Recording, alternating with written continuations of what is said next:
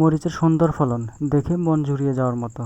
এই যে দেখতে পাচ্ছেন এক গাছে অনেকগুলো মরিচ ধরেছে। এই যে আমি হাত দিয়ে মরিচ গাছটি আপনাদের দেখানোর চেষ্টা করতেছি, দেখেই মন জুড়িয়ে যাওয়ার মতো। আর এখানে হচ্ছে যে কৃষকের সফলতা, কৃষকের মুখে হাসি ফোটানোর জন্য এর চেয়ে বেশি কিছু লাগে না।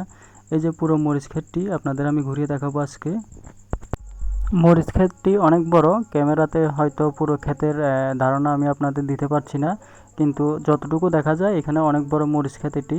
তারপরে দেখতে পাচ্ছেন এই যে মরিচ ক্ষেতে সবচাইতে যেটা আমার ভালো লাগলো যে একটা পাখির বাসা দেখলাম আমি।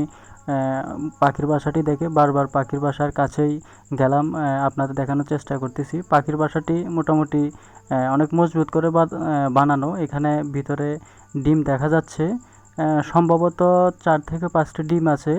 যদিও ওইভাবে ভালোভাবে ক্যামেরাতে দেখাতে পারছি না। আমি যাওয়ার পরে পাখিটি এখান থেকে চলে যায়, তারপরে আমি আপনাদের দেখানোর চেষ্টা করলাম।